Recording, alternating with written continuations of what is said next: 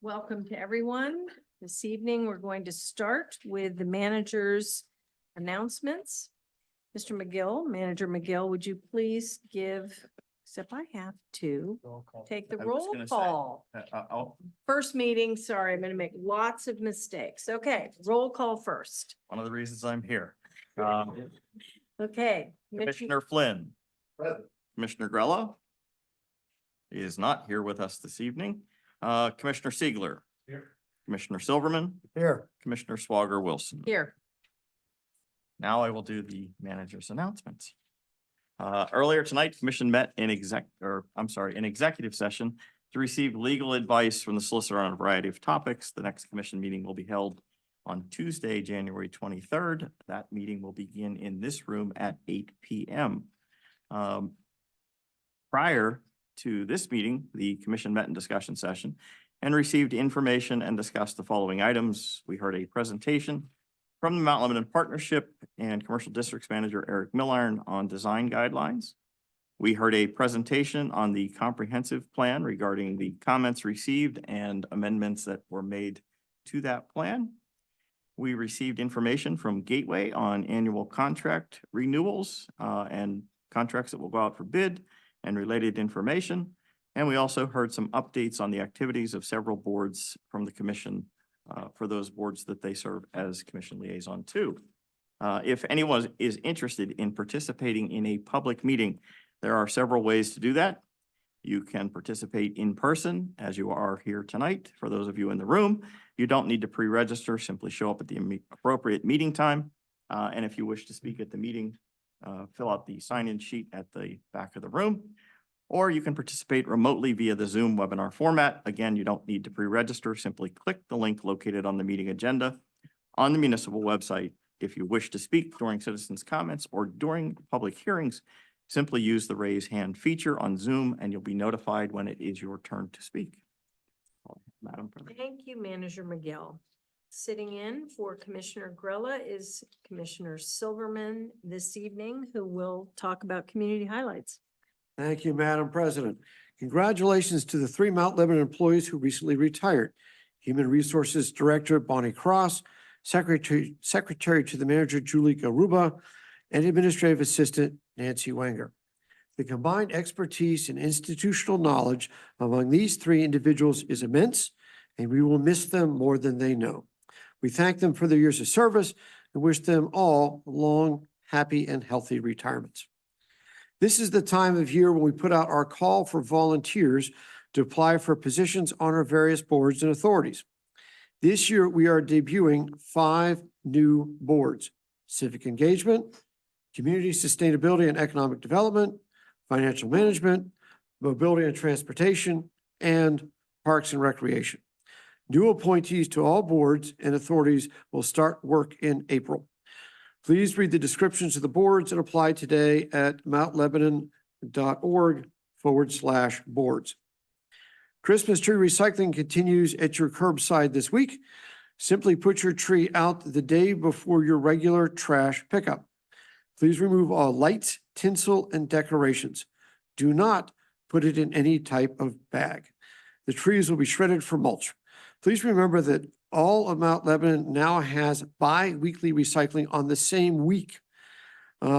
This week is the first week of recycling for 2024. We'll continue every other week for the rest of the year. Trash and recycling schedules are available on our website at mountlebanon.org, or you can pick up a hard copy at our front desk at the municipal building weekdays from 8:30 to 5. Speaking of trash and recycling, all residents will be getting a postcard in the mail explaining the new solid waste fee.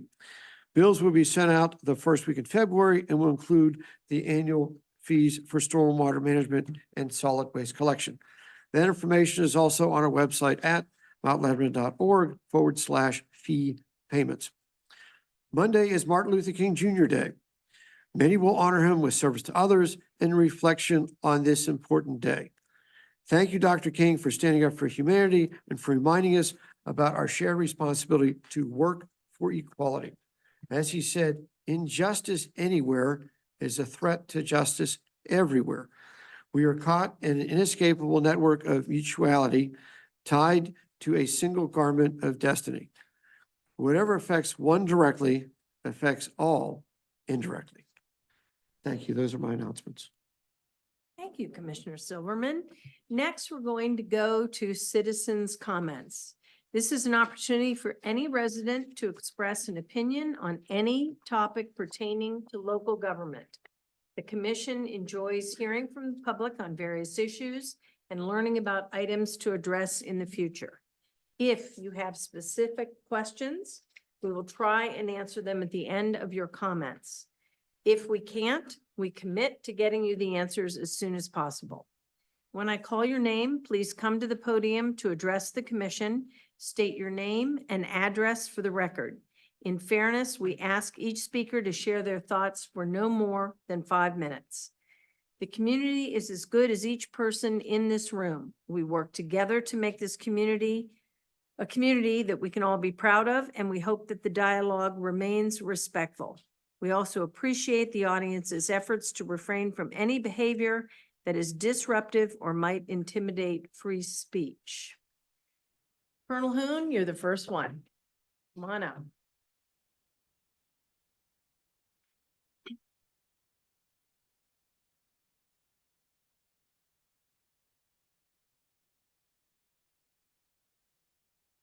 Bill Hoon, 456 Coolidge Avenue. I've been a resident in this township for over 60 years now. There aren't a whole lot of us that have that much time. The only other person I met that had more time had 76 years when I met her. So you'd think older folks know a little bit more about the township than somebody that just moved in recently. I don't know. All I hear about are the issues in this township. I don't know if you folks are aware, but a lot of people in surrounding communities think we're pretty stupid here. You know, we've had this deer issue going on for 20 years. 20 years. Are you kidding me? And it all stemmed, we didn't know this. The group that I belong to, Friends of the Earth, has done all the research there is to be done on this. We've had excellent folks doing the articles that are published on what goes on with the lives of the animals that we're talking about. We have excellent statisticians that have worked things out. We even have a few lawyers, and why we haven't developed some legal cases against the community through them, I don't know. The point is, we're doing something that's very unpopular with a lot of people. The first person that I know of that moved out of the township because of our killing program, and at that time, it was just on the horizon. But the township wasn't paying any attention. And this bugged her because she was probably one of the brightest people in this township. Clinical psychologist, PhD. And she spoke for 3 months up here, did research, looked at studies, and one day she had just had it. Barbara Logan was sitting right there where Steve Silverman is sitting now. And she was looking out the window while Sandra Luz spoke. And Sandra Luz just stopped. And she said, "Ma'am, you're not paying any attention. You're looking out the window." And right away, she was being defended by other commissioners. And Sandra Luz just waited until I shut up, and then she said, "I'm a clinical psychologist. I'm trained to observe people, and I know what you're doing." I don't think anybody spoke to Barbara Logan like that before, because the whole place went quiet. You know, that's the deer thing. We're still doing that. A state biologist addressed the people over at the high school and said that you have to decide if you have a deer problem. She clearly didn't think that we did. It's not just deer. Over on Arden, there's 2 big trees that this summer were cut down. 3 big trees down at the park, mature trees. What's going on? I mean, we have so little respect for living things and for our environment that we're just willing to kill anything. Trees are living things. May not be aware of that. They're not just decorations. Okay, as to the Arden thing, for those of you that don't know it, we've got something that people are calling a car trap at the top of Arden and intersection with Overlook. A woman asked me recently, are we supposed to go around this thing, stay to the right to make our turn? I said, I have no idea. Contact your commissioner. She had it put in. And the other one, the circle down there at McCann Arden, I saw another person turn left when they came up to the stop sign. For those of you that don't know, you don't put in stop signs around circles and that sort of thing. Ask them why. Thank you, Colonel Hume. Yeah. We appreciate your remarks. Mr. Egler, come on up.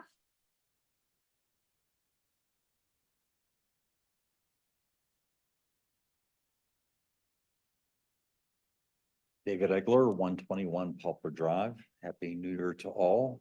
To you. May you all have a healthy and prosperous new year. And the first question for the president, how would you prefer to be addressed? Madam President, I mean, I would like to start off with the right foot here. Okay, we'll go with Madam President.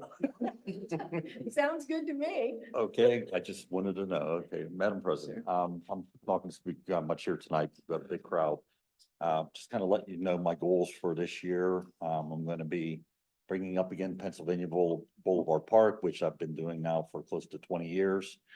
So I will continue with that. If you remember my history on the parking authority, going back about 15 years, and I see that was successful.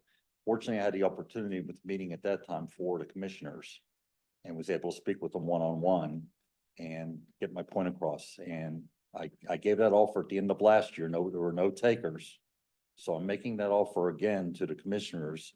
I have my phone number and email address on the list. So feel free to contact me. I would love to. In every decision, there's always 2 sides to everything. You're well aware of that. So I'm just kind of wondering if you had both sides of the story on everything. As you seem to be a little bit surprised when I spoke last year and mentioned about the fees and such. So I'm just kind of curious. So my offer is, once again, I'd like to sit and talk. Keith, I know that you presented and wanted to do this transition. I get it. I feel the other way, respectfully. I'll give my argument if you're willing to listen. So have a good year. Thank you, Dave. Next on the list is Robert Garrity.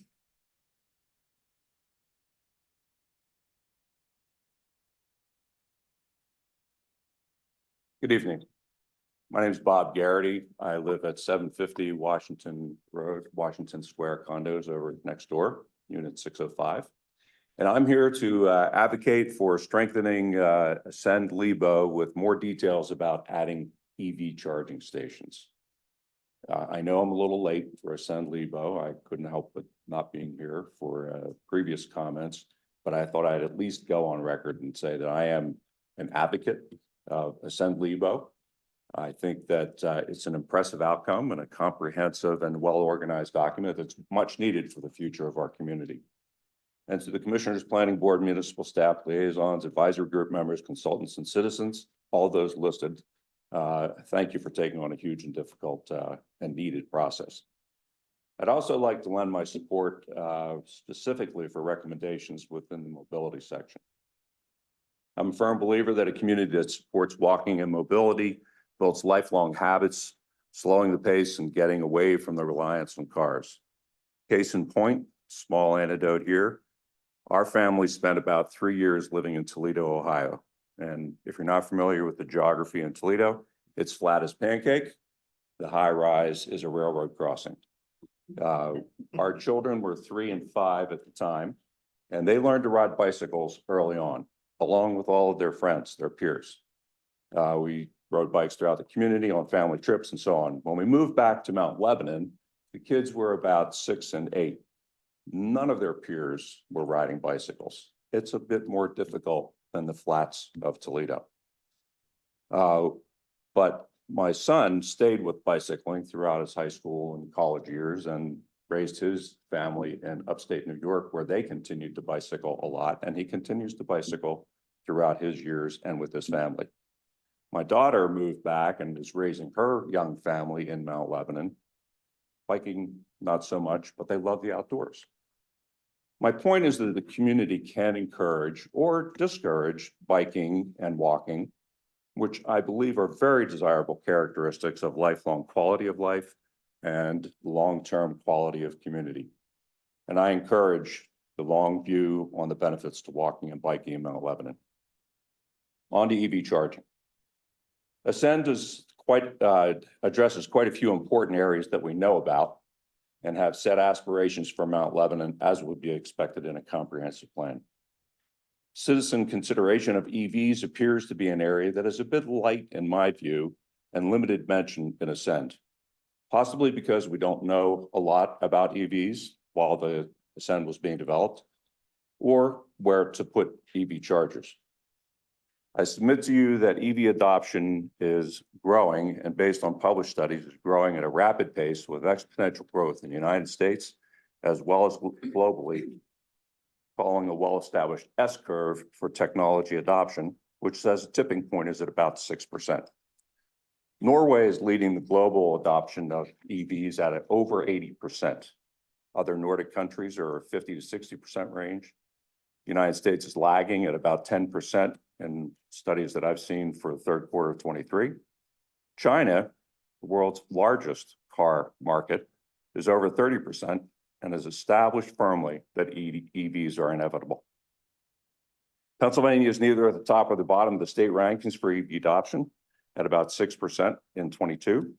Pennsylvania legislature has some considerations of incentivizing EV adoption, but nothing significant nearing action, and no mention of right to charge for multi-unit buildings or renters. Mount Lebanon has several years of experience with public EV charging station.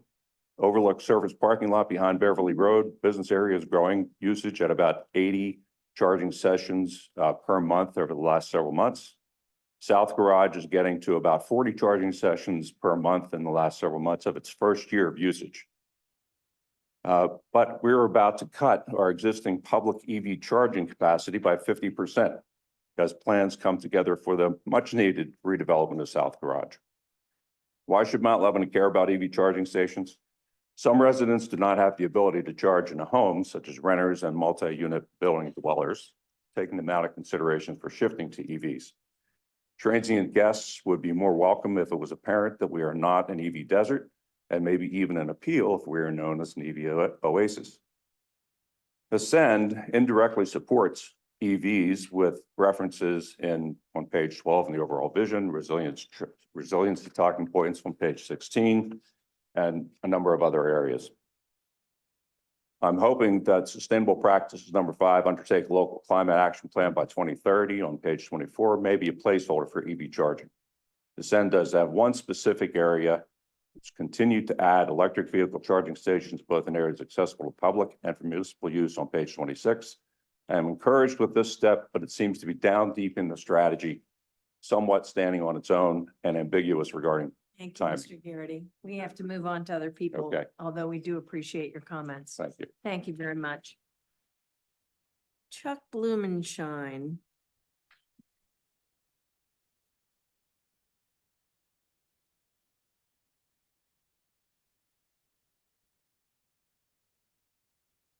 Good evening, Good evening. Chuck Blumenshine, 905 Root Street. I want to I heard a comment earlier that there's been some revisions to the plan. And you were somebody made a presentation today. These were not substantive changes to the plan. Most of them were changes to design factors in the plan itself. There was one area where the consultant dropped in more of a definition on what gentle density meant. And was there one more? Am I missing? No, Jenny? handful of typos, Yeah, handled the short typos. Density was in response to Mhm. suggestions of public hearing that should be defined. Right. None of them were substantive, though. So what about all the comments that were generated by the public up until now? How were they addressed? The comments have been looked at and addressed among commission members and with the consultant as to what we wish to do or not do. We're going to keep the plan pretty much as it was. So you're not going to address our comments? That's what I thought. So I have previously submitted comments on the draft plan. You're well aware of that. After thinking about the plan a bit more, I'm very concerned about all the changes to the zoning ordinances specifically, and the lack of speed that these issues will be addressed. In my mind, there's a great deal of ambiguous language specifically to zoning in the plan. This language and the intent behind the proposed changes should be clarified and presented in a manner that the public can understand before the plan is approved.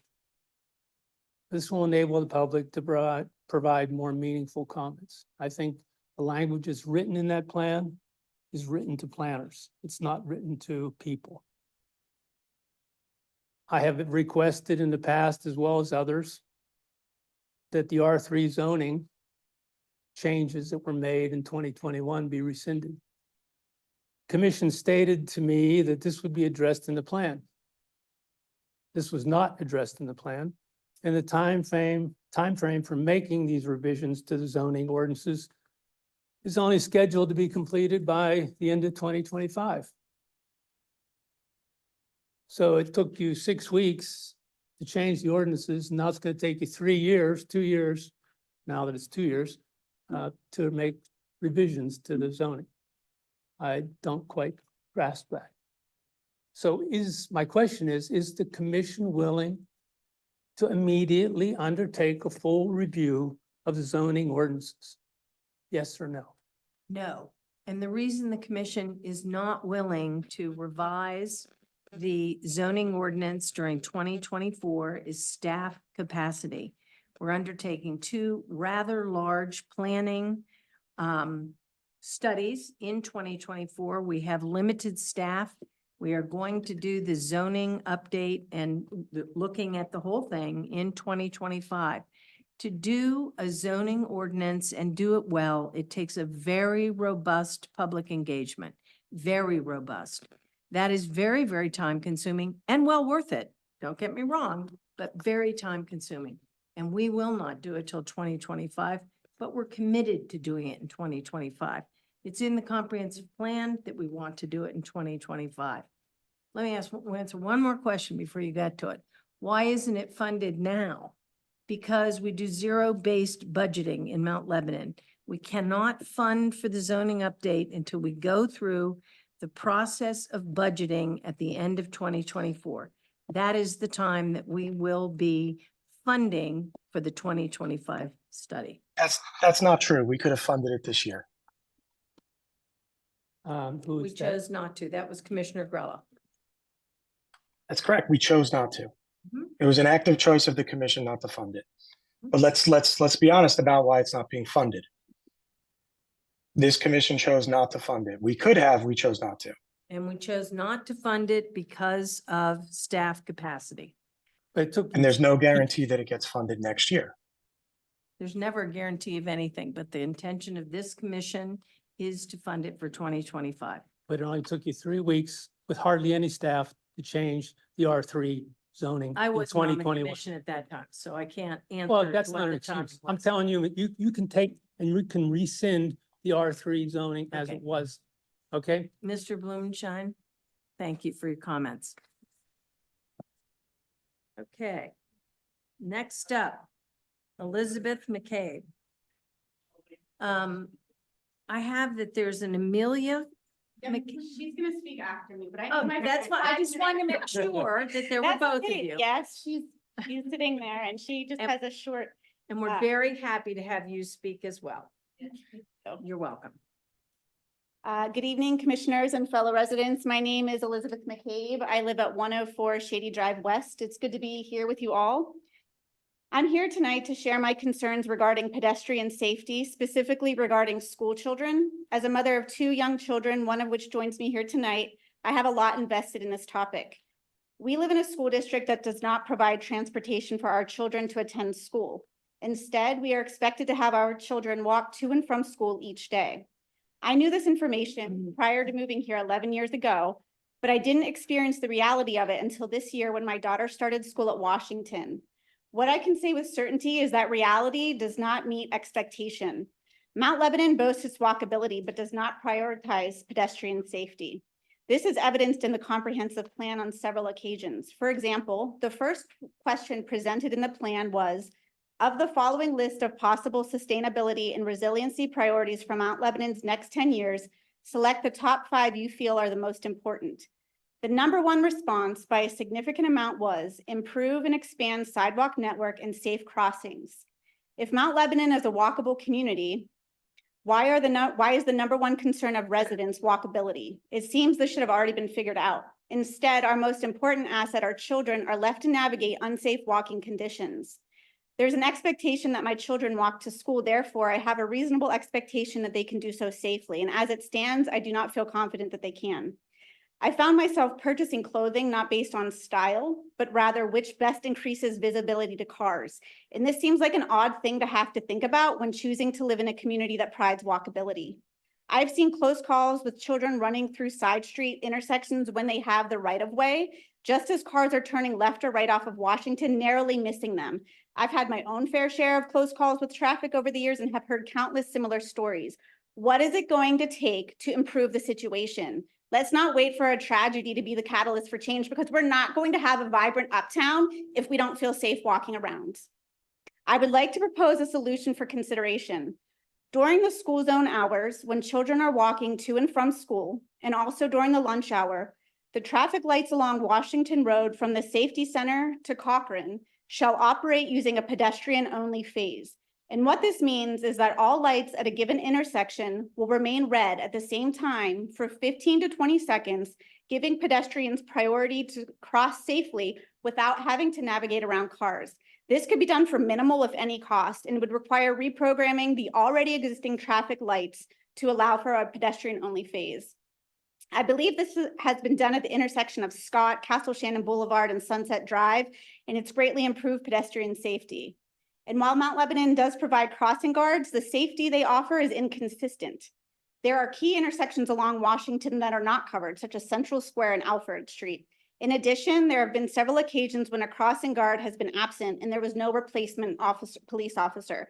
Incorporating a pedestrian-only phase would provide a consistent and safe walking experience for our children. I think it's important to note that this year during the Winter Market Holiday Celebration event, the lanes in front of Mellon and Washington were narrowed down to 2 active driving lanes, with cones and a police car blocking the traffic from using the lane nearest to the school, providing a much safer and welcoming environment. There were also crossing guards at the intersection of Central Square and Alfred Street. These 2 adjustments made the walking experience more enjoyable and safer for all involved. In addition, it demonstrated that traffic calming is possible and effective. As a mom who stands along Washington Road during school drop-off and pickup, watching cars zoom through the school zone, sometimes inches from children, I was left wondering why such provisions are reserved just for show during special occasions instead of being the daily standard procedure. In closing, I want to say that I endorse the active transportation component of the Ascend-Lebo Comprehensive Plan. Its focus on sidewalk networks, traffic calming, safe routes to school, and bicycle infrastructure are what residents like me are desiring in our community. When I'm not walking my daughter to school, she and her younger brother ride on the back of my bike. We bike around Mount Lebanon almost daily, year-round. Safer streets are our top priority. We are an active family who sought to live in a walkable community, but find ourselves still searching for that community. We are asking for your help to make Mount Lebanon the walkable community that it claims to be. Thank you. Thank you. Amelia?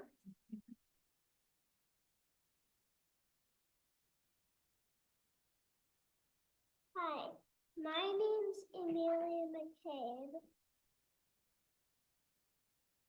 And I would like walkable streets and all-way reds and crosswalks. And can I ask for a question? Of course. How do you feel whenever you're crossing the streets when we're walking to school? Not very safe, And what do you think about sometimes? Is that I might get hit by a car. there anything else that you would like to share tonight? No? All right, thank you. Thank you. Thanks very much, Amelia. Next person is, I'm sorry, Dave Lackner or Lechner? I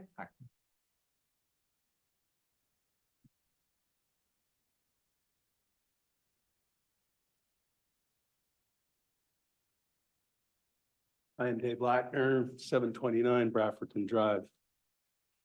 Referring to the Ascend Lebo report on page 30, calls out a contrarian view where it says a prominent regional developer said a mixed-use project would neither benefit the community as a whole, nor would be economically viable as a redevelopment prospect.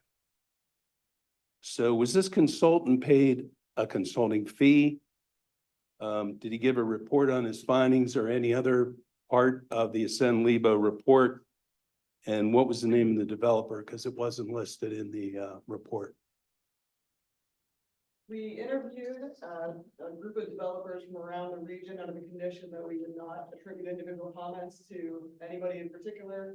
Nobody was paid anything for their comments. We asked for their general views on the market, what would support for that site. And we didn't incorporate their comments in any other section of the report. Okay. I take it you're from Pashik? Is that Yes. correct? Okay. So that brings me to my, I guess, my next topic.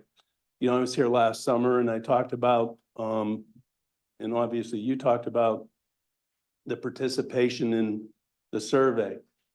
And the initial survey got 900 some responses from what I gathered in the first round of the survey. Okay. So from what I was told, the second round produced about 1,800 participants. And then as a result of the, I don't know what More you call the rounds. market. There were 3 more rounds. Okay. What was the third one called when you did it up on Washington Road? We had a series of kind of public appearances with the Uptown and Government. Okay. So in one of the Uptown events, you called out something around 5,000 people responded. We had 5,000 or more points of input through the entire planning process, across the various surveys, the online map, et cetera, in addition to all of the public interface of a series of events, many focus groups we had along the way, et cetera. Okay. So it would probably be easy to assume that if you had 5,000 or maybe even a little bit more than that, that represents the population of 30-some thousand residents, only about 17%. So I guess my question is how can you justify moving forward with this plan when a majority of Mount Lebanon residents didn't participate in it? And more importantly, I had noted when I was here last year that I took the day off at 3:30 in the afternoon. I went to see 5 of the most prominent business people in Mount Lebanon. None of them knew anything about it. Well, How do you explain that? we have less than 50% of the people in this country vote, and we count the vote. This was a process in which people were invited to participate. We continue to invite people to participate in a variety of ways.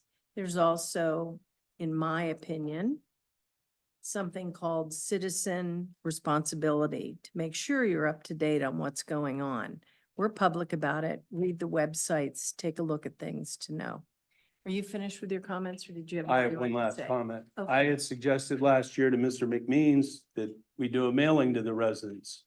And he promptly replied that it would cost $87,000 to the residents. Now, I have no idea how he came up with that number or whether it's accurate or not. But in my opinion, sending it with a water bill or some type of utility to all the Mount Lebanon residents would have been a more effective way of getting the rest of the community involved so they could participate in the survey. That didn't happen. So that's all I have to say. Thank you, Mr. Lackner. Mr. Kamen, John Kamen.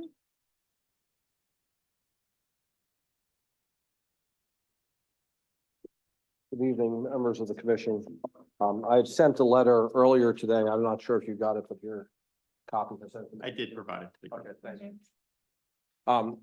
I'm a lawyer who has an offices in Pittsburgh. I also have been a municipal solicitor for 25 plus years. And in addition to that, represent numerous developers across the entire state of Pennsylvania. I've read a number of comprehensive plans and actually have the most recent Supreme Court case, Pennsylvania Supreme Court case, where the comprehensive plan sanctity was affirmed and demonstrated and supported by the court. The concern I have in looking at your comprehensive plan specifically relates with respect to my client's concerns, which by the way are 701, 713, 715, 717, and 719 Washington Road.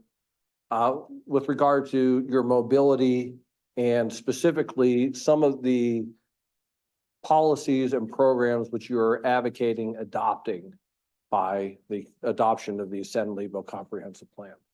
If I were in Mount Lebanon looking to build a 5-unit apartment building or looking to go ahead and build a residential subdivision plan or you put in a business with a new building, there would be studies according to your ordinances that would be required and specifically traffic studies that would be required if I met the minimum threshold for numbers of trips that would be generated by my development. What seemed odd to me in reviewing this plan is there's advocacy for complete change to the transportation network, specifically along Washington Road. That includes reducing the travel lanes from 2 lanes to 1 lane, integration of bike lanes into Washington Road. And the language that is used as part of the Ascend Lebo plan says that we are now agreeing to advocate for these changes. Well, how can we advocate for these changes without any understanding as to the implications that they would have on traffic, on pedestrian safety, on conflicts between bikes, cars, and also on the impacts that they may have on businesses and residents who happen to live within this neighborhood? It seems to me that the comprehensive plan has gone from a policy framework document, which is what its purpose is, its statutory purpose under the MPC, to actually an implementation of policy without understanding the specific implications of those policies specifically. And I'd like to highlight a couple items, which I did note in my letter. And by the way, I understand the Complete Streets program and understand that Mount Lebanon has adopted that, but that's not a fix for every particular situation. But a couple of the things that jumped out at me is that one of the things the plan now requires is that all reconstructions, retrofits, resurfacing of streets and other connecting pathways are to be designed and maintained so that they accommodate all modes of transportation. Does anybody understand the implications of the funding mandate that is putting upon you as a governing body? Do you understand that by saying that you have to address all modes of transportation, some of your costs for repaving, resurfacing, redesigning streets may have just gone up by 200 to 300 to 400%. The other thing that struck me was the creation of the Mobility Advisory Board. Well, I think that that is laudable. Other places that have mobility advisory boards or other types of similar functions have criteria for who should serve on those boards. It has criterias to standards that those boards are to operate under when evaluating certain proposals, philosophies, and other design aspects. That is devoid of present in your plan. The other thing that is shocking to me about the Mobility Advisory Board as outlaid in this is that its job is to implement the goals and the adopted policies of the comprehensive plan. That's your job. That's what the commission should be doing, is implementing those. You should be taking guidance from your experts, and I hope that this mobility board is filled with experts, but that's your job to implement it. We've seen in other municipalities where you have these ad hoc transportation authorities go ahead and make recommendations and do things. And without it coming to a governing body where you can have public input and these types of things, it's a problem. Finally, I would note, as I'm running out of time here, that the fact that this plan is going ahead and requiring advocacy of traffic improvements along Washington without understanding their implication, we then again think is an improper delegation of authority. So what we would ask is that you delay this plan to give us some time to get some experts involved on the traffic items that you've identified, which we're happy to do, and to see if we can't reach a more middle ground so that this commission can understand the implications of what they're adopting. Thank you, Mr. King. Next person. The next person is, I can't read your writing. Elise Had? I'm sorry. I'm not the best person always to see these either. Good evening. My name is Elise Hackey. I live at 820 Ridgeview Drive. I want to start by congratulating Commissioner Siegler on your election to the board. I think this is a really exciting time to serve our community as we all talk about this comprehensive plan. I'm no stranger to these meetings, and I think most of you know my interest in safe walking. I know very well the disparities in safe walking after having lived in two different sides of the community. I'm grateful for your team's attention to this matter, particularly in the last year, and as a top point of feedback in the Ascend survey, I now know I speak for my neighbors when I stand here and emphasize its importance time and time again. I know we're making progress, and I'm hopeful we can move towards implementation this year, but I know the budget won't allow for all 6 prioritized streets to be completed in the near term. So again, I'm here to advocate for Woodland Drive as an early pilot program. You've heard from my neighbors a lot, and we're desperate for change and improved safety. A bit of background for Commissioner Siegler, although I'm sure some of you could recite my story. I'm a Mount Lebanon native. I grew up in the Lincoln District on New Bern Drive, but I now reside in Ward 3 near Foster. I love walkable communities. I spent the majority of my 14 years away from Mount Lebanon in New York City, with the balance of my time spent in State College in Shadyside. Foster is the least walkable community I've ever lived in, yet I'm asked to put my precious 3 daughters on the street, literally, to walk to school every day. When I was a student in Mount Lebanon over on New Bern Drive, 100% of my walking routes to Lincoln, Jefferson Middle, and the high school were lined with sidewalks. The intersections I crossed were controlled with stop signs, traffic signals, and crossing guards. By contrast, my oldest daughter, now a 1st grader at Foster, has only 6% of her safe walking route lined with sidewalks. On top of that, she's expected to dash across unmarked and uncontrolled intersections on Woodland Drive with very poor sight lines. Her movement across these unmarked and uncontrolled intersections is in complete conflict with the safe walking guidelines published by the Mount Lebanon School District and the Mount Lebanon Police Department. I've spent a good deal of time over the last year with the Traffic Board, the Environmental Sustainability Board, and many of you in this format and one-on-one. We all know we can do better. I've spent time out on the streets with Gateway engineer Michael Haberman, and we were diving into front yards while walking along this supposed safe walking route to spare our lives. For the first time in 10 years, I think you really have the ability to fundamentally improve the walkability in our community, and I urge you, to continue prioritizing sidewalks in 2024. Again, based on the history and sentiment of my neighbors, I'd like to see Woodland near the top of that list. In addition, given the proposed proximity of the sidewalks to the road, which is very close, I would also ask this board and the traffic board to consider traffic calming studies as part of this project to further improve safety and traffic flow. While sidewalks will be a huge improvement, we will continue to have problems with these uncontrolled and unmarked intersections. But again, I'm here tonight to simply thank you for your efforts on this front and emphasize how important continued progress is for this each and every quarter and year. Again, and my open invitation always stands. Any of you and anyone out here, you're welcome to join me in my front yard any weekday at 8:15 a.m. or 3:15 p.m. as I head out on this safe walking route. Also more than happy to hit the pavement and do any work needed on a local level to inch this ball forward. So please don't be shy. Thanks. Thank you very much. Next person on the list is Vicky Chan.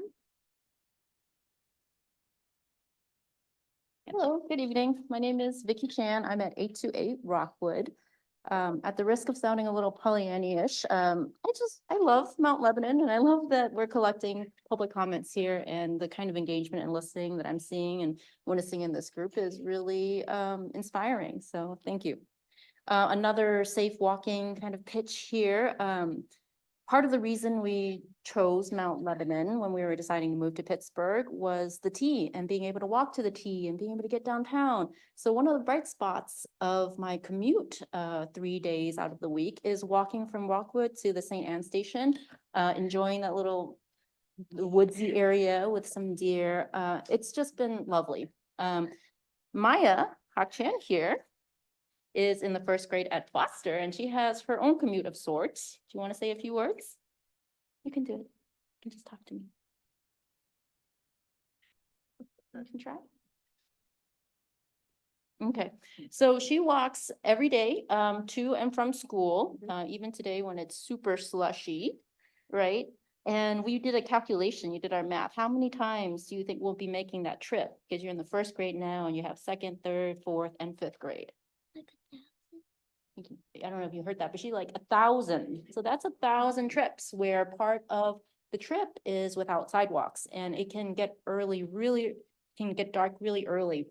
So oftentimes it's quite dark and slippery. And so that's something that we look forward to more work being done. We understand that this committee is very dedicated to walkability, and I know that things take time, but just wanted to put that data point out there because it actually shocked me too, even though I can do math. 1,000 trips actually sounds like a lot, and there are 280 students at Foster? So that's 280,000 trips when you think about it. Sorry? 298. There are 298, excuse me, for the record, students at Foster Elementary making those trips, including Elise's daughter, Maddie. So I just want to end by saying, I love the city. We came here 2 years ago and chose it because of this. And we lived in Ann Arbor for 5 years, and I see there's so much potential to be like that vibrant Ann Arbor also. And we biked a lot there, but we haven't bought bikes yet here for some of the same reasons that were stated earlier.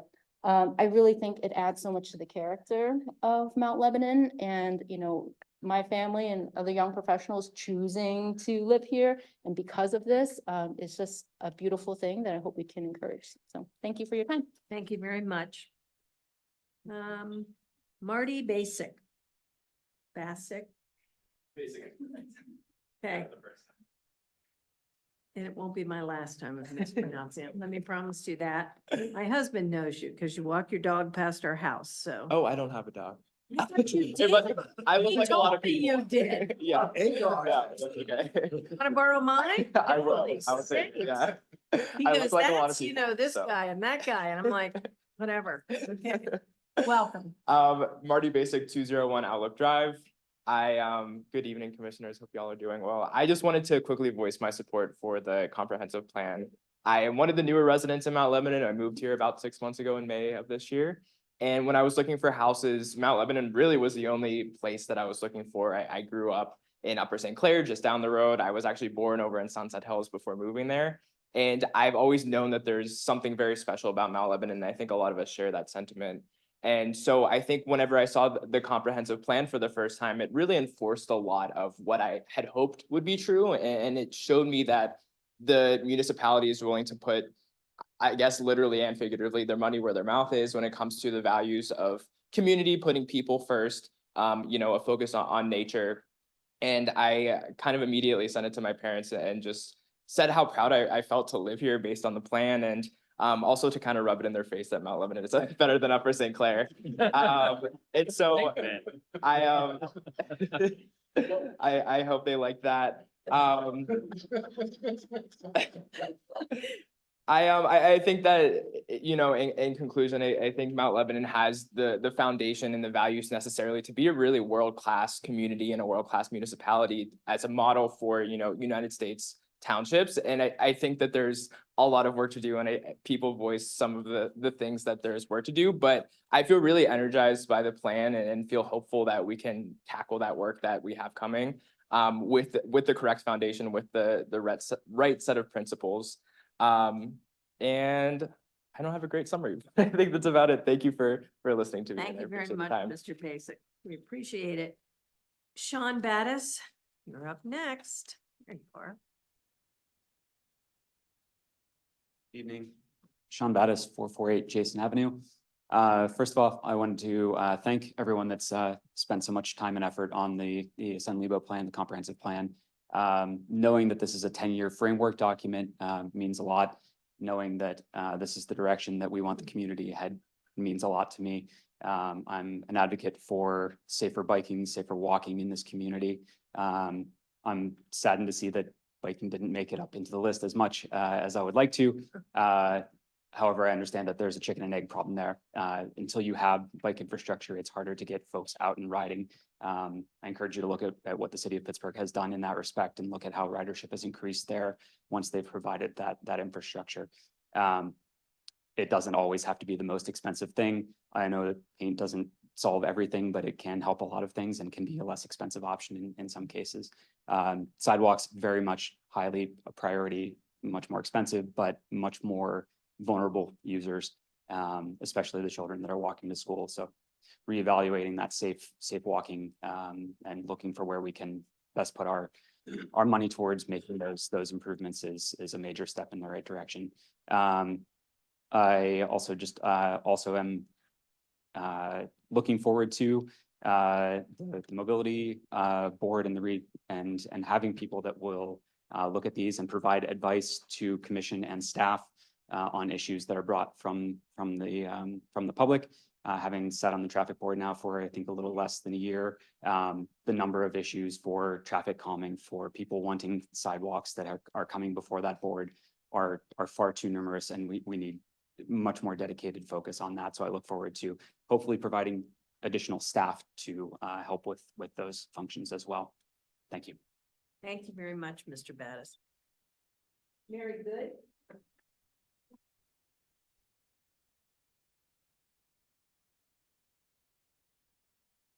The easiest name you'll have all night. I know, right? Can't mess that one up. Very good, 909 Old Hickory Road. You all received a letter from me over the weekend. I'm not going to talk about that. I have 3 questions for you. One, I see the historic, what do we want to call that? Historic region or historic area over the signs. Historic district. Thank you. Yeah. Are there any restrictions on what people can do on the outsides of their homes? Okay, here's. No, okay, good. That's question number 2. Mhm. Is everything in the plan, does it have to be done if down the road you find that that's not a good decision? Or is it not in stone? It is not in stone. It's a plan. It's an aspirational plan. Okay. If and when people read it, you will see a lot of places where it says, consider this, consider that, consider this. The best way I can explain that, and I hope I explain it well, is to say those are tools that are offered as something for us to look at, to consider, to talk about, not necessarily adopt, but Okay.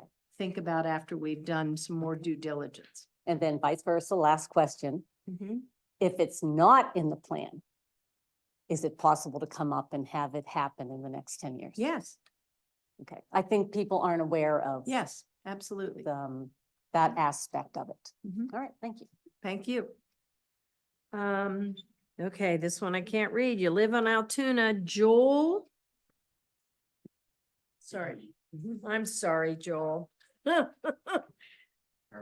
You're gonna have to go back to penmanship class. I don't think I ever went to penmanship class.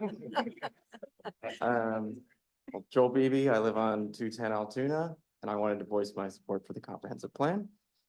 So I moved to Mount Lebanon about a year ago. We chose Mount Lebanon for a few reasons that I think we've heard here. First was access to transit and the T to get downtown for events. Second was some form of walkability. And third was a historic neighborhood that didn't feel cookie cutter with a mix of housing types and a variety of income levels. So we have some great bones here in Mount Lebanon, and with the comprehensive plan, I hope our streetcar suburb can become more equitable, inclusive, and resilient. So there are two parts of the plan that I thought were most vital. First, our thoughtful approaches to density, including granny flats, duplexes, triplexes, more multi-use buildings, many of which we've seen historically built around here and already exist in our neighborhoods. And it's my hope that the plan will prevent new developments that reflect a 1950s approach to urban design, like the new bank on Cochrane Road, which drives me crazy. It's set far back from the road, it's surrounded by parking lots, and it's not really an additive part of our urban fabric on a street that could be a really nice, almost like mini Main Street. And in 2024, we should be encouraging human-centric activated spaces that enhance our neighborhood. And I think the plan helps set that groundwork. We should redevelop the South Garage from a single-use monolith to a mixed-use destination for people to live, work, and play. I strongly support the abolishment of parking minimums, which even car-centric places like Austin, Texas have done to convert parking lots into productive spaces like homes and apartments. That helps boost our tax base, increase our housing supply, keeps rent affordable, and makes living here more inclusive. By encouraging denser development in our transit corridors, we reduce car dependency while increasing the economic viability of shops, restaurants, and offices, with the broader customer base just steps away. The second critical area that a lot of people have touched on is connectivity. So I used to live in New York and I would bike to work. I was excited to move to Pittsburgh after riding on the Gap Trail, and I thought it was going to be awesome here. Turns out I was wrong. Biking around here is pretty scary, and most streets are designed for cars to go as fast as possible. I was glad to see Mount Lebanon pass the Complete Streets policy, and I support the plan's directive to implement best practices that consider all road users, from joggers to cyclists to wheelchair users and more. Safer streets mean fewer car trips. People are less likely to opt for a different, or more likely to opt for a different way of getting around when we make it easy and more fun. In turn, we get cleaner air, less wear on our roads, better access for people with limited mobility, and a healthier, more engaged community. I encourage us to explore a phased approach to street redesign with quick build solutions like paint and tree planters, and help us react quickly to unsafe streets and crossings. Lastly, I moved to Pittsburgh also because of its climate change resilient location. So I think in the next 10 years, people looking to buy a house, condo, or start a business will also be thinking the same thing. Comprehensive plan helps position us as a leader in the reinvention of the streetcar suburb. If we thoughtfully add levels of density, we'll be stronger, more inclusive for businesses and residents. When we design our streets for active transportation, we create interactions and build an overall vibrancy that makes our town strong and more resilient. That's it. Thank you very Thank you. much. Appreciate it.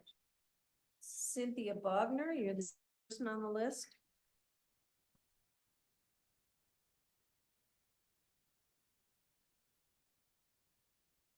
Good evening, commissioners. Thank you for taking the time to listen to a few comments here. And I will be brief because most of them have been addressed already by prior participants this evening. Thank you. So anyway, I guess number one, I understand the comprehensive plan is a guide for the next 10 years. It will be modified and addressed as the budget allows, and you'll have to navigate it as time permits there. So as a comment, and I realize you had said that you had reached out to, or had roughly about 5,000 participants in Mount Lebanon regarding the comprehensive plan, and I believe that's, as far as surveys go, that's a good number, but I've lived in Mount Lebanon all my life. I've been active here the past few years regarding numerous issues, and I am an owner of the building across the street. I do invite the commissioners to maybe talk with the building owners on Washington Road just to get our input. I think it might be just interesting to see what we have to say regarding our concerns or our issues up here and those of our tenants for that matter. So you've indicated that, zoning will be addressed in 2025 in the sense that there is no budgeting for it in 24. So that means those of us that have been involved with the Moffett Street project, we're going to be, I guess, our concerns addressed in hopefully sometime in 25. That was brought up by Chuck Blumenschein. So I guess we will have to be patient. I don't know whether some of you were involved with our comments regarding the rather ill-fitting, maybe in our opinion, inappropriate development that was proposed for Moffett Street there. So in conclusion, I think zoning, and you folks probably know this, and I'm stating the obvious, but zoning is a topic that's extremely important to the character of the community.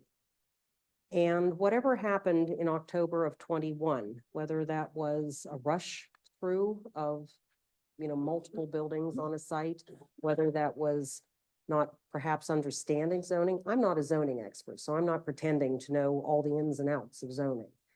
But zoning is extremely important to Mount Lebanon. And if it's high density, it should be high density in the appropriate areas, that we're not trying to cram ridiculous amounts of people into a small teeny area that is ill-fitting to a neighborhood.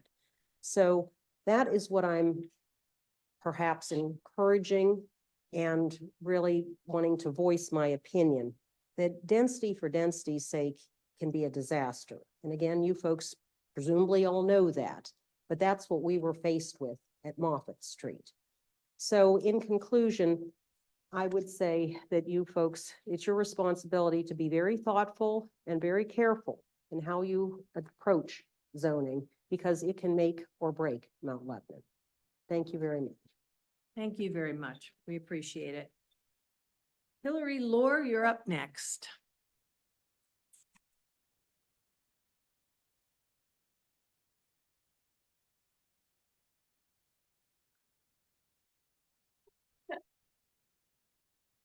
Okay, so yes, I'll try to make this quick. You're sitting here a lot.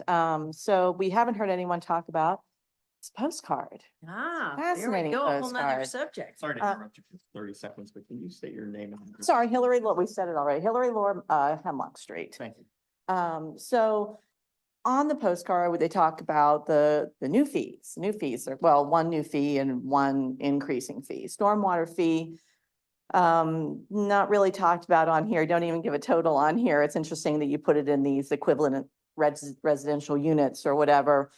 It's going up through 2028. It was 96 last year. It's going up to what, about $175 by 2028? I didn't do the math on that.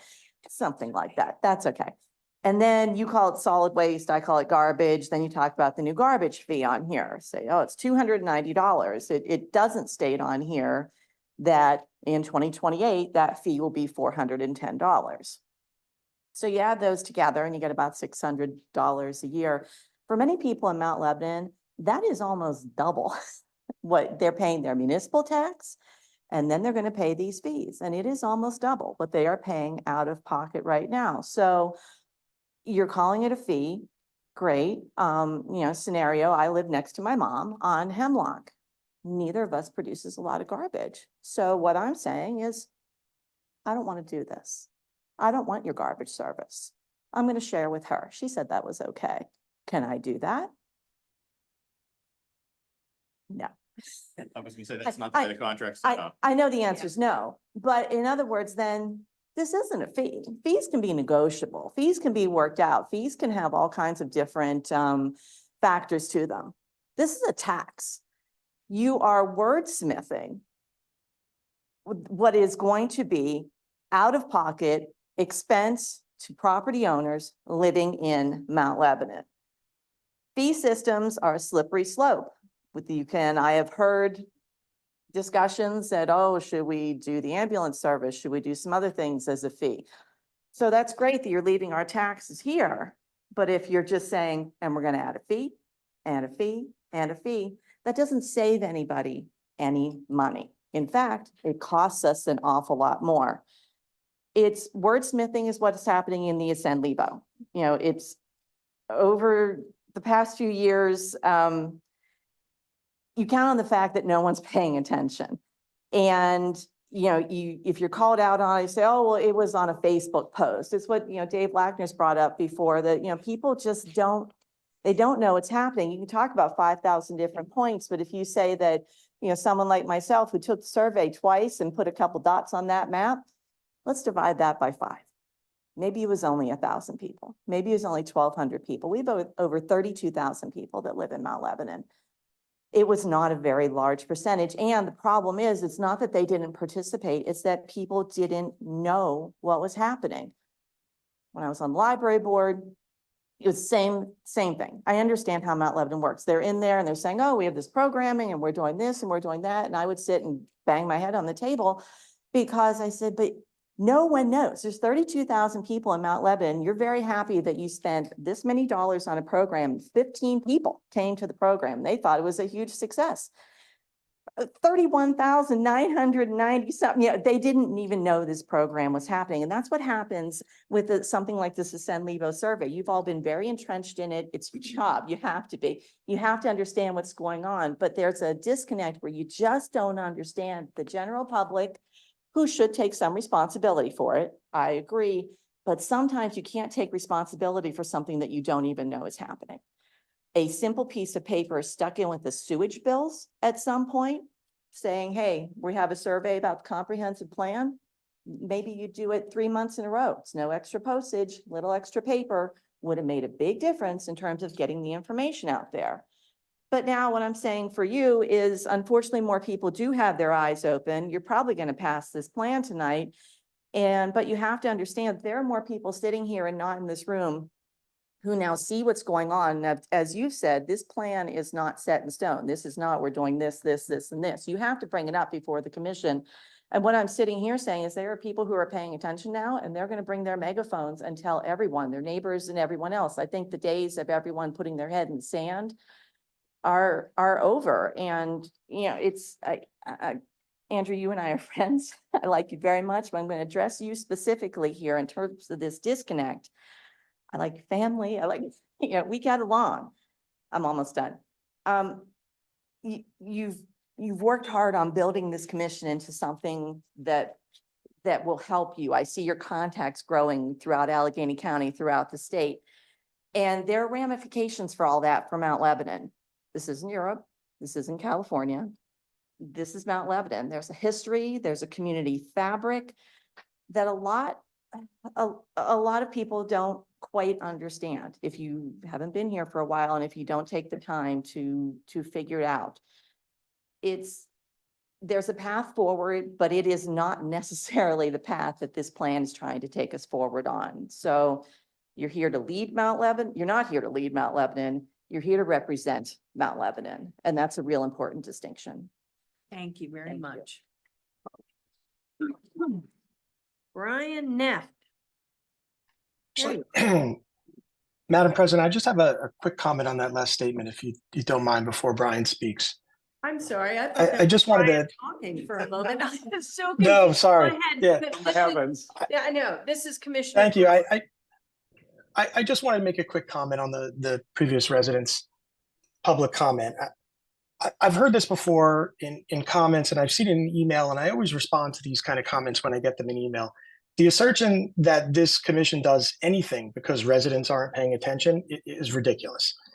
It's been my experience not only that this commission currently, although Jeff is certainly very new, but the previous 2 commissions that I've been through over the past 6 years have only thought about what is best for residents.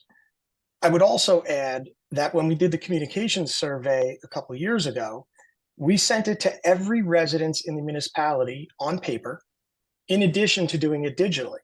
And our public information officer, Laura, can correct me here if I get the numbers wrong, but we got approximately 3,000 responses to a paper survey that went to 14,000 residences.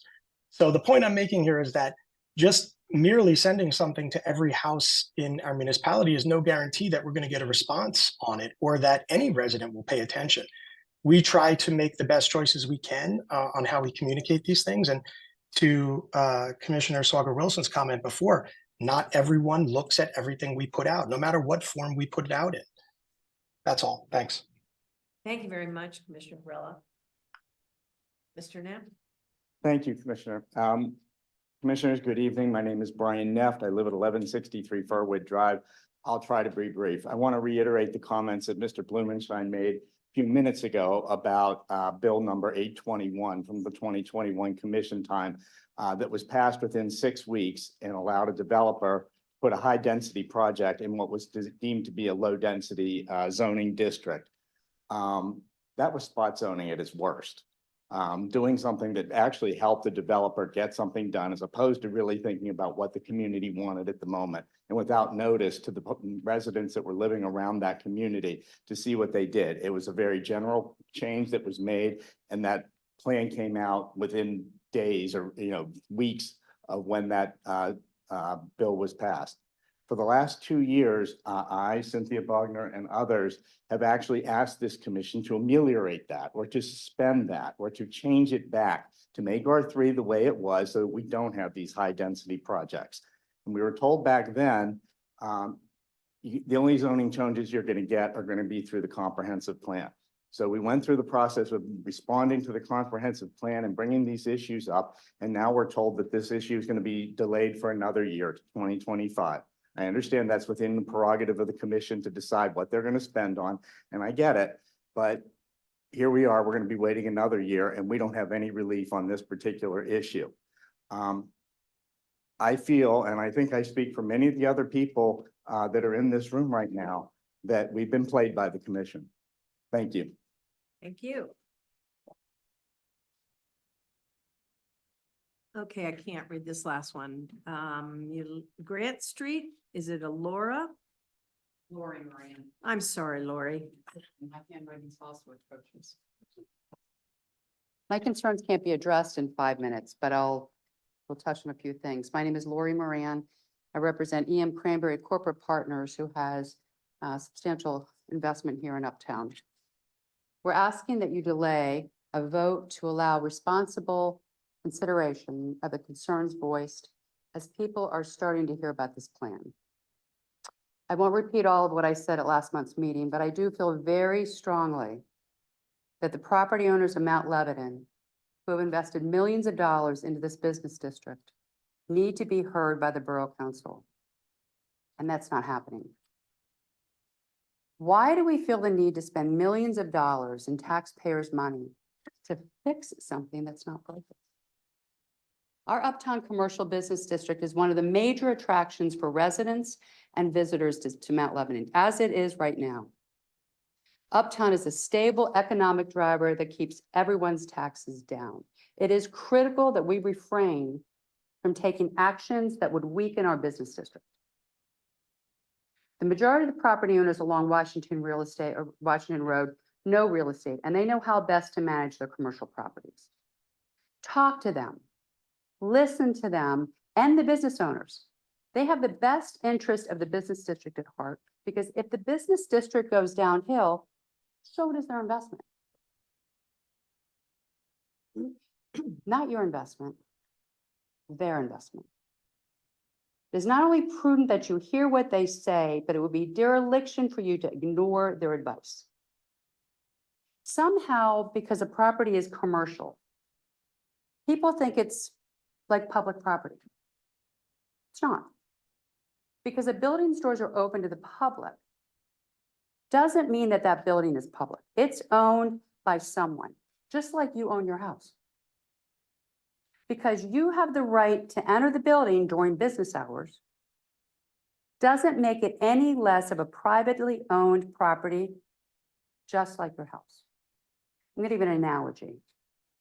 What if one day all of you on the board heard through the grapevine, not because someone extended the courtesy to call you and tell you, but through the grapevine, that this was about to happen to your house. But you heard I'm sorry, through the grapevine, the community decided that it was going to build a retaining wall in front of your driveway in order to make it safe to add a lane dedicated to baby strollers. Because the neighborhood is trying to attract younger couples with children, and their ability to push their babies safely all throughout the neighborhood is going to be a great selling point. Bringing new families, make it denser, safer in the neighborhood. What would your reaction be? Hey, this is my driveway in my house. I paid for this. This is my investment. This is my neighborhood. You must be crazy if you want to block all the driveways just for 10% of the residents who own baby strollers.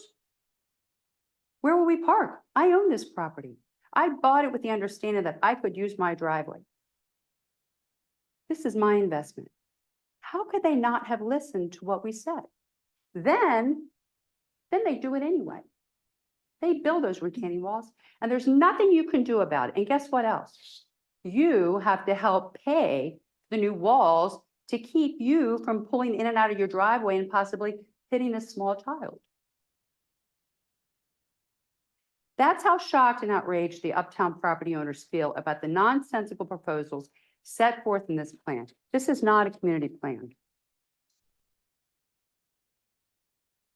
Running a township is like running a business. Applying common sense and weighing the pros and cons of any expenditure and finding the right balance is also a very basic standard. So when I hear the parking spaces along the main thoroughfare of our business district that are used by 90% of the residents in Mount Lebanon are to be removed in order to install bike lanes that might be used by 10% of the township residents. On occasion, maybe 8 months out of the year, I have to question the sanity of that proposal. I don't care what any consultant study claims. No more than 10% of residents will ride their bikes to the doctor's office, shopping, or any other business district use, but 100% of the taxpaying residents will pay to construct these changes. I don't have anything against bikes. I have a bike rack. But common sense must prevail. I work in the city of Pittsburgh, and I can tell you that the disruption and cost of construction for those bike lanes that nobody uses is abhorrent. So I ask, please, that you delay your vote and consider the concerns of the residents and the commercial. Thank you, Ms. Moran. We have one more, oh, wait, have to ask if there's anybody I online. believe that we do have residents online. Mr. Shallis? Yes, are you ready for them now? Yes. Okay. Seth, good evening. Please unmute yourself and state your name and address for the record. You will have 5 minutes for your comments. You will hear a tone when your time is concluded. Good evening, everyone. I'm Seth Davis, 513 Hillcrest Place. First of all, I want to thank everyone and commend you for your efforts on the Ascend Lebo plan and specifically advocate for the considerations focused on mobility and zoning. Second, I want to echo many of the things others have said, specifically Elizabeth McCabe, Sean Battis, Joel Beebe, and those in the Foster neighborhood I still need to meet. Their sentiments regarding this plan are also mine. I'm a planner by trade, starting my career in large-scale resort master planning and housing development. I then spent substantial portions of my career undertaking community and facility planning for the Department of Defense, both domestically and internationally. I now serve in the public sector focused on land use and transportation planning. My personal and professional experience informed my excitement for the project team that Paschik assembled and the commission selected for this comprehensive planning process. The consultant team, aided by extensive municipal staff support, thorough public engagement, and intensive focus group work sessions, has created a sound framework for the next 10 years. It is now time for our municipal leadership and public advisory boards to move this plan forward at a pace that meets the current moment. There are two critical linkages that I urge this group to move forward expeditiously. Housing and transportation are inextricably linked. There are stark national statistics on both fronts. The demographics within Allegheny County and Mount Lebanon exacerbate some of them. This region is one of the most rapidly aging in the country and lacks growth from the younger and more diverse populations that are driving economic prosperity in other metro areas. Additionally, the Pittsburgh MSA has lost upwards of 50,000 jobs since early 2020 and lags behind all other large metro areas in job recovery. With some political will, Mount Lebanon can move progressively forward on these two fronts with those demographics in mind. Lacking 7 million housing units nationally, Mount Lebanon should immediately pivot to undertaking the recommended zoning and code reform processes outlined in the plan. I provided direct commentary on some of these reforms, including best practice recommendations from the AARP and American Planning Association. Transportation is directly correlated to land use and zoning. The U.S. is an outlier in the number of fatalities and severe injuries on our roads, with upwards of 40,000 deaths a year. Our country needs to catch up in safety compared to other developed nations for many reasons. Still, the two primary factors of land use and road design lie within municipal control. It's far past time that our community begins to live the walkable moniker beyond using it as a mere buzzword or marketing speak. Large swaths of the community lack any sidewalks, or the existing ones are in disrepair. Many must meet minimum design recommendations from the ADA or Safe Routes to School practice leaders that they don't currently meet today. As we're meeting today, I'm aware of multiple sidewalk closures that have provided no accommodations for pedestrians during the closure. Immediately resolving the condition that allows these closures to occur without accommodations must be rectified by the permitting process of any future project impacting the public right-of-way. Even areas currently served by sidewalks face daily and recurring obstructions from delivery drivers, municipal vehicles, police vehicles, construction workers, and the general population. Those obstructions should be cataloged, and a process should be put forth to eliminate them through design changes or code enforcement. The most crucial step is the dedication to executing and implementing an active transportation plan. Active referring to those moving outside of a personal motor vehicle. This plan must represent municipal staff, elected officials, and departmental buy-in. The plan should be informed by multidisciplinary leadership, grounded in action, equity, and collaboration. The result will be a new transportation strategy executed through a system-based and data-driven approach that supports our most vulnerable street users. While the first step is to approve this comprehensive plan tonight, the elements I've outlined above and the allocation of budget to them will deliver the plan's goals and contribute to the success of Mount Lebanon. Thank you for your time and all of your efforts. Thank you, Mr. Davis. Anyone else? Excuse me, is there anyone else online? Nobody else online. Thank you very much. We have one letter that I need to read into the record. This letter is from Anna Siefken, who lives in Ward 3 at 19 Woodland Drive. She says, I work as Deputy Director at the Department of Energy in the Office of Infrastructure. Apologies that I am not able to attend tonight's meeting. I am in support of the comprehensive planning process that is underway in Mount Lebanon. Although I know there is additional work to do to ensure full transparency and community engagement, and that no plan is perfect, having a plan in place creates a framework under which new innovation and community-friendly projects can be created. It's a set of steps in the right direction. Specifically, the plan addresses many aspects of what makes a great community. For example, the plan focuses on greater walkability, which drives economic vibrancy and safety. And moving the complete streets efforts forward is also a step in the right direction, especially given that new sidewalks in several neighborhoods like mine are desperately needed. Additionally, allowing increased density around the business district will lend itself to a stronger, more energetic business district, which we all want and which drives families to move to our neighborhoods, strengthening our tax base. The plan also promotes improved energy efficiency measures, which will save the municipality, business owners, and our neighbors money over time. In short, long-range, strategic, thoughtful planning is critical to sustaining our great community and attracting the money and investment needed in our infrastructure. The cities and communities that I work with around the country would be envious if they knew the kind of considerations and thoughtful planning that we are doing here in Mount Lebanon. Thank you, Anna Siefken. Okay, that concludes the citizens' comments for this evening. Moving on to the next order of business, it's the consideration of the meetings from the regular meeting held December 12th, 2023, and the organization meeting held on January 2nd. Commissioner still want to take that? Oh, good, because his name isn't next to it. It is not. There was something else that was the consideration of the minutes, and so that's why. That's what we're doing. We're doing Sorry. the consideration of the minutes. I'd like you to pick that up for the Thank recommended you. action. Sorry, Okay. my eyes are a little blurry. Consideration of the minutes from the regular meeting held December 12th, 2023, and the organizational meeting held on January 2nd, 2024. I move to approve the minutes. Second. All those in favor, so signify by saying aye. Aye. Any Aye. opposed? Okay. Thank you. The motion carries. Want me to do the next one as well? Yes, sir, Yes. please. All right. Introduction of ordinance bill number 1-24, amending the Mount Lebanon Code to include newly enacted ordinances or amendments to existing ordinances enacted since January 24th, 2023. Mount Lebanon's ordinances were codified in 1978 with updates occurring periodically since that time. All the ordinances have been enacted previously by commission. This action will codify the documents. I introduce ordinance bill number 1-24. I set the public hearing for January 23rd, 2024. Next agenda item. Next agenda item, Mr. Flynn.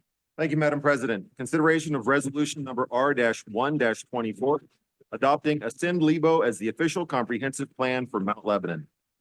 In 2022, Mount Lebanon hired Pashik MTR to provide consulting services to update the municipality's comprehensive plan pursuant to the requirements of the Pennsylvania Municipalities Planning Code. A public hearing was held on December 12th, 2023, following the public review period of the draft plan document. The commission would like to thank our consultants from Pashik MTR, along with their sub-consultants, Yard and Company, and Breen Mascriota, municipal staff, members of the planning board, and various focus groups for their work on this project. The recommendations of the plan will be the roadmap for the community's priorities and investment over the next decade. The plan will also provide the framework for the new alignment of advisory boards, which takes effect in 2024. The final plan will be available on the municipal website. Madam President, I am pleased to move to approve the resolution R-1-24, adopting Ascend Lebo as the official comprehensive plan for Mount Lebanon. Second. Any discussion, concerns, questions from the commission? I do have a comment, Madam President. Did anybody else have a comment there or? No, go ahead. I actually was just going to say that I appreciate the building owner's comments today. And I understand. I think that's very common to be concerned about the change of the right of way. But I also, it's been my experience in working in this field that that when you change a road from being very sort of auto friendly to pedestrian friendly, business increases. And it's a good thing. And I think what's really interesting is what we heard in this room was that there's a lot of families that moved here just for those reasons, and a lot of people that seem to support that. So there was a lot of sentiment already in the room around this idea that Uptown would be better, that they're more likely to visit it if it would change away from being so auto-centric. So again, I want to say I understand your concerns, but time and time again, like, cars don't shop, people do. And as streets have grown more pedestrian friendly and bike friendly, sales have increased, property values increased. So I would hope to, I would like to allay your concerns and say that I don't think it'll be so bad. And I actually think it will be a real benefit to the district. Thank you. Commissioner Grella? Thank you, Madam President. I just wanted to say zoning is one of the most basic police powers that a municipality has. And it's been my experience that zoning itself has had a greater, or generally has a greater impact on the character of a community than most of the other things that you might find in a comprehensive plan. I commented before about how we talked about zoning and funding zoning and having a more holistic review. We've been talking about that for months, generally about the importance of looking at zoning, again, in a more holistic way across the entire municipality. But we didn't fund that work as part of our 2024 budget, and there's no guarantee that it gets funded next year or the year after that or any subsequent year, regardless of what schedule might be printed in the plan. We have to look at that every year, just like we do with everything else that comes in front of us for the budget. It's possible that our current zoning stays in place, or worse, it's possible that if we include those recommendations in the comprehensive plan, when we do eventually take up the work of looking at zoning, we'll look back at the comprehensive plan and use it as a source of evidence for the reason that we include those specific zoning recommendations. I think more density in areas like Uptown are a good idea and very much of what we need. But the idea that we need to change our zoning to accomplish that is a fallacy, because we have existing buildings that don't come anywhere close to the allowable density in the areas where they sit currently. And we haven't had any development to change that. I think if we want to change, or if we want to increase density or change how our owners or developers think about density, then we need to incentivize that and encourage that within the existing zoning framework. The commission's not taken the opportunity to debate the zoning recommendations made in this current draft of the plan, or to think about the unintended consequences that might come along with those changes if we adopt this plan. We talk about, and I think earlier before, Madam President, you mentioned that we don't have enough time or staff to properly deal with a holistic zoning update, which I agree with. And I think we should all reflect on that, because our staff, our planning board, our commission, and our solicitor spent a lot of time and money in the past 2 years dealing with the negative consequences of a really bad zoning choice that we made related to the R3 zone.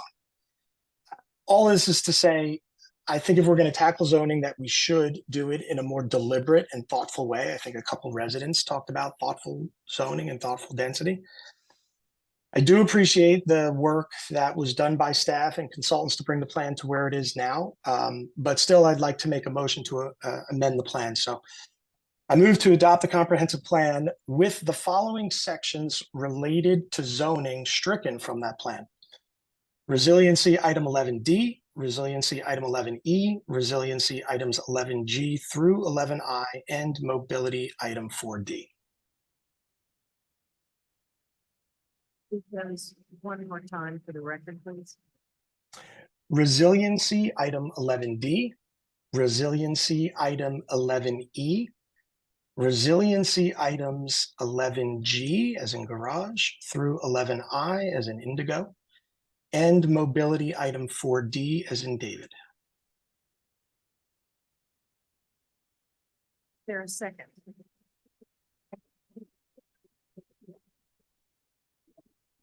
No second, the motion fails. I'll hold a vote on the motion by Commissioner Flynn to approve resolution R-1-24, adopting assembly vote. Madam President, if I may, just a quick comment. This document is a start.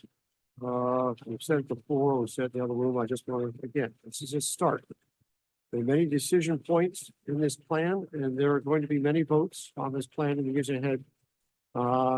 That's, you know, I want to make sure it's clear. Again, this is a starting point for the next 10 years. Commissioner Summerlin. Call the vote. All those in favor? of the Aye. motion? Aye. Aye. Any opposed? Motion carries. Thank you. Mr. Siegler, Okay, let's item number 6. Let's go. Madam President, consideration of award of a contract for Mayfair grinder pump installation. Bids were received on December 13th, 2023 for the Mayfair grinder pump installation contract. This project involves the purchase and installation of a residential sewage grinder pump system at 43 and 49 Mayfair Drive in Mount Lebanon, including the grinder pumps, 1 1/4 inch forced main sewer, electrical work, capping and grouting of existing laterals, dye testing and televising of existing laterals, and all associated restoration complete in place. The municipal engineer has verified the bids as follows: Roto-Rooter Services Company, $117,265, and Mangiovi and Son Excavating at $119,448. The municipal engineer has reviewed the bids and determined the low bid to be accurate. The engineer recommends the project be awarded to Roto-Rooter Services Company. The contractor has completed similar work in Mount Lebanon in a satisfactory manner. The budget amount for this contract is $117,500. This project is within the budget and is to be funded through the general sanitary and storm sewer accounts. Recommended action to award the Mayfair grinder pump installation contract to Roto-Rooter Services Company in the amount of $117,265. Second. Thank you. All those in favor? Aye. Any opposed? Motion carries. Number 7, Commissioner Flynn. Thank you, Madam President. Consideration to purchase one Dopstadt AK 640K high-speed grinder. Commission approval is requested to purchase one Dopstadt AK 640K high-speed grinder from Cleveland Brothers Equipment at the net purchase price of $679,998. The net purchase price includes a trade value of $80,000 for the Smorasy Beast grinder currently owned by the municipality. $779,210 was appropriated in the 2024 capital improvement budget to purchase a new grinder. Cleveland Brothers quoted the cost of the new grinder under CoStar's contract 4400028102. Parent contract 4400027914. Madam President, I move to purchase one Dopstadt AK640K high-speed grinder from Cleveland Brothers Equipment at the purchase net price of $679,998. Second. Thank you. All those in favor? Motion second. Questions or comments? I seem so normal. Anybody want to ask about this? No. Okay. All those in favor? Aye. Aye. Any opposed? Motion carries. Number 8, Commissioner Silverman. President, consideration of commencement of pension benefits. The employees detailed below have requested benefit commencement commensurate with the terms of their respective pension plans. Julie Garuba, general employees, to start 1/1/2024, and Nancy Wenger, again, general employees, 1/1/24. I move to approve benefit commencement for Julie Garuba and Nancy Wenger. Second. Any comments? Wish them a long and healthy retirement. Yes, we do. We thank them for their service. All those in favor? Aye. Any opposed? Motion carries.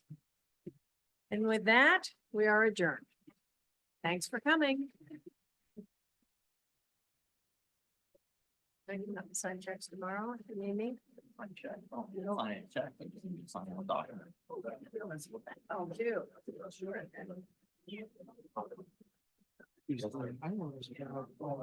Yes. Jeff. I think this is. I haven't.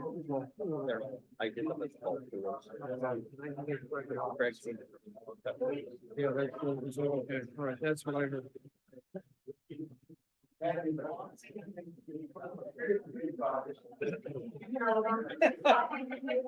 Might be the last one.